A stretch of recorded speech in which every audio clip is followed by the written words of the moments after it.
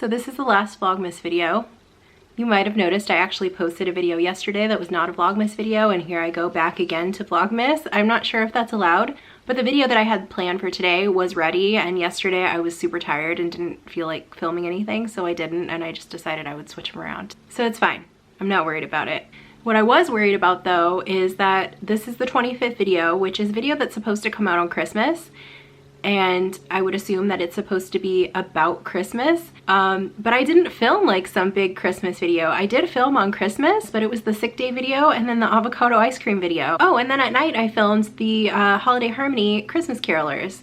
But as far as like what I did on Christmas, I didn't film anything like that. So I mean, I guess the sick day one, I was sick on Christmas. That's what I did on Christmas morning. Anyway, so I turned to Instagram and asked, what the heck should I make my 25th video about, because I didn't do it right.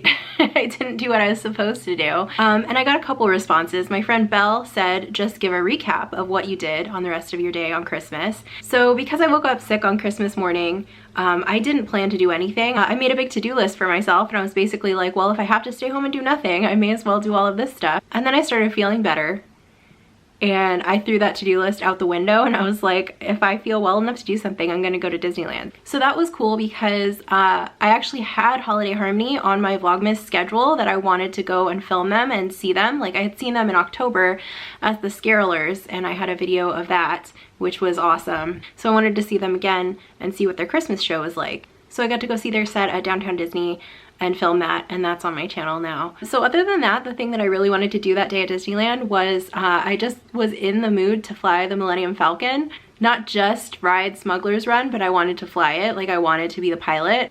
And I haven't been pilot since like back in May when Galaxy's Edge first opened. And I had this theory because I usually use a single rider line. I had an idea that you won't get picked as pilot if you're in the single rider line. And if you've never been on Smuggler's Run before, basically you are in a line with your group or a single rider by yourself, and they bring in up to 6 people, that's your flight crew, and then they hand out your credentials. So you can, there's 2 pilots, left pilot, right pilot, 2 engineers, 2 gunners, and then they just kind of pass them out to you, and that's what your role is. So I don't know that this is a thing that you can't get picked pilot as a single rider, but I was like confident enough that I almost got in the regular standby line. And the park was really not that busy that day. The standby was only 35 minutes.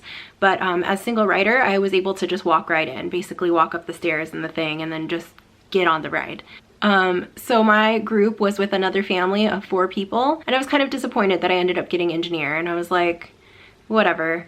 So then after you get your credentials, you go into this big room where you wait to board your flight, which that's where like the chessboard is. That's kind of where like a lot of people post photos on Instagram or whatever inside Smuggler's Run. Basically, you just stand there and hang out until your group gets called. And so a couple minutes go by, and then the guy in my group who is pilot says that he doesn't want to be pilot. Does anyone else? Do I want to trade with him? And I was like, yeah, you don't want to be pilot? Like, everyone wants, I mean, I didn't tell him this, but everyone wants to be pilot, okay? Everyone wants to be pilot. But for some reason he didn't want to. I didn't ask questions. I was just like, heck yeah, I want to be pilot. So I traded with him, and it just felt like one of those Disney moments where like things just work out, you know? It's a little bit of Disney magic. But that's not where the story ends, because then I'm looking at the rest of the group and who is my other pilot, right? Because the way that Smuggler's Run works is there's a left pilot and a right pilot. The right pilot controls up and down. The left pilot controls left and right. Last time I was left pilot, which is perfect because I was dressed like Han Solo and that is his position.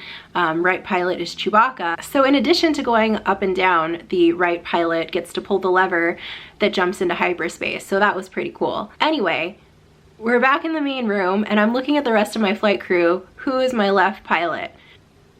And then I look down and realize it's a small child. And because you're working together, you're going up and down and they're going left and right. Like, if your other pilot is not very good, it completely changes like how your flight goes. It doesn't matter if I'm good. If the other pilot is not good, then we're gonna crash into stuff. And the more you crash, like the more damage you do, like your ride length can actually get shortened. So I was like, well, this is gonna be interesting. But the interesting thing was, okay, I don't pay close attention to the numbers, like the actual score on Smuggler's Run. So I can't tell you if this kid scored better than any of the previous pilots that I've had, but we definitely crashed less Like, he seemed like he was doing a very good job, like almost too good. Like, it made me wonder if maybe there's like difficulty levels and like the cast member who's outside is like, oh, there's a little kid driving, like like we better put it on the easy level. I don't know if that's a thing. So in addition to like controlling the direction that the ship goes, sometimes buttons will light up and you have to just press them. And at one point, one of his buttons lit up and he like physically couldn't reach it. He had his arm stretched out as long as he could and he couldn't reach it. And I was like trying to reach over to reach it and I couldn't reach it either. So I don't know what that button was for, but we'd miss those points, I guess. But anyway, the kid did a good job and I'm proud of him, and I would fly with him again. He did better than a lot of grown adults that I've flown with. So anyway, the other really funny thing that happened, as I was leaving Galaxy's Edge, there was this family walking in. I want to say it was maybe like 5 or 6 people, including a couple of kids. And they had this moment where like I overheard different people in the group saying like, what is this? Where are we? It looks like, is this Star Wars? And one of them was like, no. Like, they had no idea that Galaxy's Edge existed, and then they had no idea that that's where they were walking into. And I was like, what a unique experience, especially if you're a Star Wars fan. They probably aren't Star Wars fans because otherwise they would have known. I mean, I guess they could be Star Wars nerds and not be Disney nerds. Like, that could be a thing. But yeah, like, what a weird feeling, like, for your only Star Wars experience to be from the movies and then all of a sudden you're walking into this land that you don't know existed. I thought that was really funny. So that's pretty much it for Christmas Day. And then I got another suggestion from Christy, who said, maybe go over all the vlogs that you did, which are your favorites, funny moments, etc., and then celebrate. So I actually thought about doing this too, and I kind of think that I might wait and do something like that like at the end of next year, and then I'll have a lot more videos to choose from. Like, I've seen a few other YouTubers doing like a year in review kind of thing, and I always think that's interesting. I think especially watching people go from like their first few videos into like year 2 and year 3 when they actually know what they're doing, I think that's really interesting. I will say though, regarding like funny moments, one thing that I kind of missed about doing the daily vlogging with Vlogtober and VLOGMAS is that I used to save bloopers and like make a separate video and then post that on Patreon. And I always thought that was really funny and people seemed to like it, but since I started doing the daily vlogging, I haven't really been able to do that as much. And part of it is just a time thing, but also like my computer, my hard drive it runs out of space, and if I'm working on one video at a time, I can save the bloopers, but if I'm working on like editing multiple videos at a time, there's like too much stuff on my hard drive and I can't like save a separate video or else I risk running out of space. So I haven't been doing that lately, but I've noticed since I've been getting a little more confident in being on camera, sometimes I've just left the bloopers in the video. Like the things that I would normally cut out and save it for an inside joke, like whatever, you guys can know. You can see me being dumb. It's probably entertaining, hopefully. So then she also asked me to go over which videos were my favorites. And the way I did Vlogmas this year was probably different than how I would do it next year if I do it next year. And that's because I wanted to include a lot of the holiday performances that were going on at Disneyland. One of the reasons I wanted to make sure I do that this year is because next year I have a feeling I'm going to be focusing on more original content rather than filming stuff that's going on around the parks. But I still wanted to make sure to do that stuff this year while it still made sense, you know, kind of before my content like changes too much. For one reason, just because it's something that I enjoy doing and watching. And I feel like also there's a lot of people out there who maybe don't live locally to the parks, but they like to stay caught up on YouTube and podcasts. Like, that's what I did before I was an annual pass holder, and it made me really happy to see that stuff online. So now that I have a pass, I feel like it's kind of nice to be able to pay it forward, I guess, and film the stuff that I get to see that other people might not get to see this year. And another reason is it's just like good practice for me, because to be honest, like, I still don't know what I'm doing. Like, I'm very new to this. And when it comes to like filming and like learning about my camera, learning about editing, like, I definitely still need the practice. That's one reason I wanted to do these daily vlogging challenges in the first place, for practice. But yeah, filming the performances is like a little more challenging than just like filming myself. Like, I had this moment a couple weeks ago when I was filming Fat Cat Swinger, which, first of all, this part was funny because, okay, Fat Cat Swinger was performing at the little stage kind of by where you'd go to see World of Color, like across from the Little Mermaid. And there's a bunch of like steps going down to the stage, and so everyone was sitting on the steps. And I was by myself, so I tried to look for little open spots, and I was like, hi, is anyone sitting here?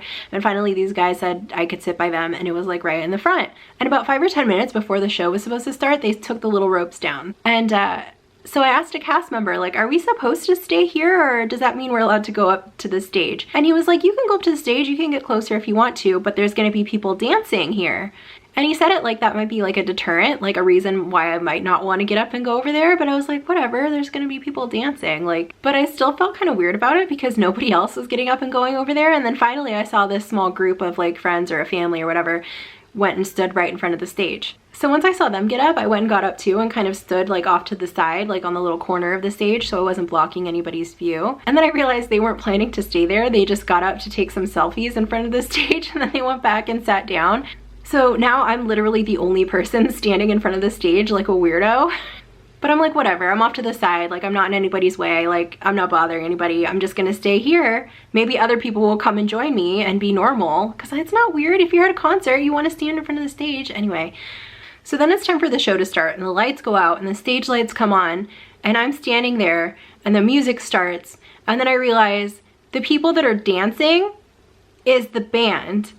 So it's like the audience is here, the band comes in dancing here, I'm standing in front of the band, and then the stage is here. So that was kind of awkward. But thankfully it only lasted a couple minutes, and then they got up on the stage where they belong, and other people did end up coming to join me, so I wasn't standing there all by myself. But I just thought that was kind of funny. And then also at the end of that show, okay, so first of all, I need to explain. My camera is a Canon G7X Mark II, which a lot of people use it for videos and vlogging, but it's not intended to be a video camera. And the way this has been explained to me is that it's for tax reasons.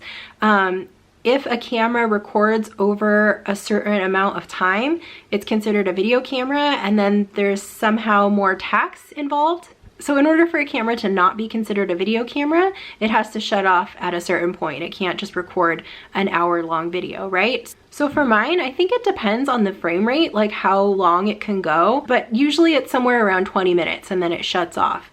So I guess I should also explain that like when I'm watching a band, usually I'll try to watch the band as much as possible and then just periodically check my camera, because when I first started, I felt like I was watching a lot of shows just through my camera screen, and I don't like to do that because I'm like there to enjoy the band too. Plus I feel like it's a little bit rude and awkward.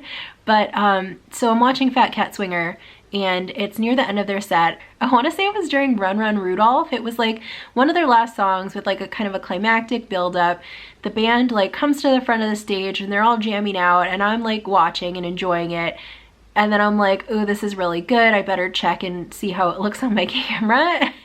My camera had shut off. It just wasn't filming. It wasn't recording anything. So I like turned it back on, and I'm not sure exactly how much cut out, but it was like a few seconds at least. It was like, it was obvious. So then when I got home, I just like cut it back together and pretended it didn't happen. But if you go and watch that video, you'll probably be able to see it. And then yeah, that was one of the last things that I did that night. And as I was walking out of the park, that meme, I guess you would call it a meme, of Mr. Rogers, he's like drawing with crayons or something on an easel, and he's like, I really like drawing, I'm not very good at it, but it doesn't matter. And I was like, that's me. I like making videos for YouTube.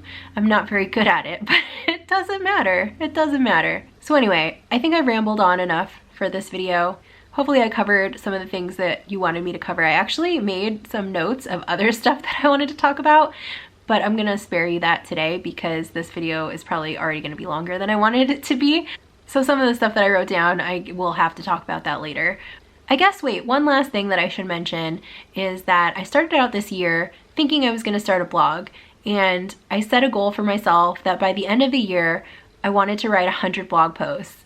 And as I started making more content, some of you guys might remember this, I realized that it might not be blogging that I want to do. Maybe I want to start a podcast, or maybe I want to do both. YouTube was like last on my list of things that I would maybe want to do, mainly because I didn't want to show up on camera. I thought it would be weird and awkward and I would hate it.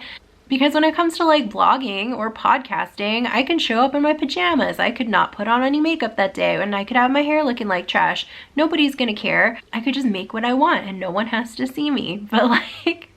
But then eventually I realized that a lot of the content I wanted to make would probably be better and more enjoyable and more helpful for people if there was a video component, and I was probably gonna have to get over my fear of being on camera. So I've been working on that this year.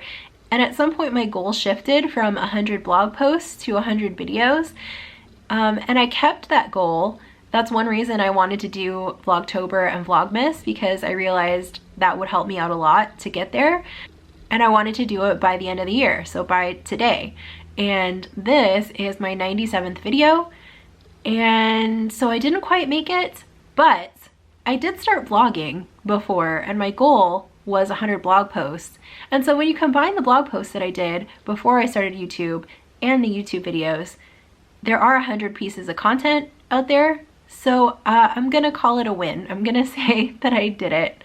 But whether I honestly met that goal or not, I feel like it was beneficial for me to set a goal that was maybe a little bit higher than something that seemed realistic, because especially as like a new YouTuber, I feel like there are a ton of people out there doing what I want to do who have like hundreds of videos under their belt. So I think it was helpful for me to kind of get a running start. And I'm really excited going into next year. I already have some videos planned.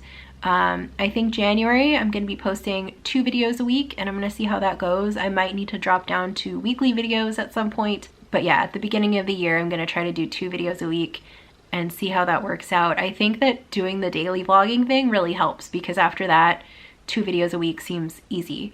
But I am definitely looking forward to having more time to focus on those specific 2 videos rather than having 7 videos in a week. So I think that's all that I want to say, and thank you guys for watching and subscribing and liking videos and commenting.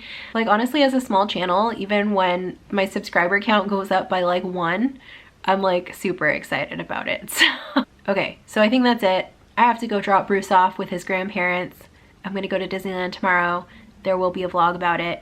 I have an ambitious goal for tomorrow. It's my last day as an annual pass holder, and I think I'm gonna try something. I don't want to tell you what it is because then I'm going to have to do it, and I haven't 100% committed yet. But yes, there will be a fun Disneyland vlog that I'm working on tomorrow. Okay, I gotta go. Should I be a dork and say see you next year? Okay, see you next decade. Bye.